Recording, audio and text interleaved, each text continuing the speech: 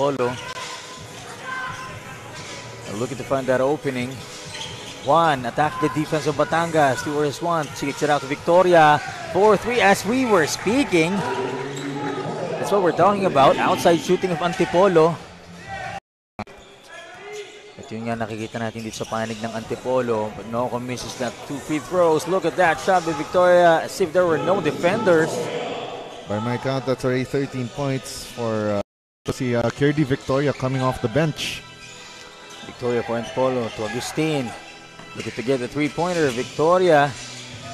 Easy 2-pointer. Finds that opening. And right now, he is starting the offense here para sa Antipolo. And he gets that hoop, that harm, that 3-point play the hard way.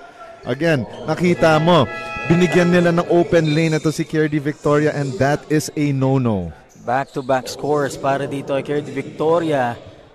Outside and inside play. As we take a look at this replay once again, pound-for-pound fitness, foul counted play. Victoria finds that opening, rushes, driving through traffic. At hindi yung mga labanan natin, especially again, playoffs ito.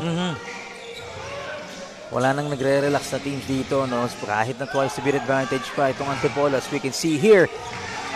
Here the Victoria fires for that 3-pointer and knocks it down. Batangas will be denied by the Titans. Here goes Victoria again. He's gonna leave it. Patungo dito kay Rivera. Kirdy Victoria. Siya yung point of attack ng Antipolo dito. Napakaganda na kanya nilalaro. Palisok on the other hand. So this is where the problem lies. Kasi sinong susunod na magsi-step up? Palawan makes it so much easier for Reunisto to score. But if Reunisto's not there, who's gonna go up next? Look at a bit of the shrug. You love to see it. Mula kay Kirdy Victoria. Grabe naman. Pinakita yung triceps sa'yo, Hans eh. Hans, tignan mo to. You know, pound for pound fitness, foul counted, layup of the quarter. Kuya Philip, ganyan ang biceps. Ay, papakitaan. Sorry. Wag. Polo.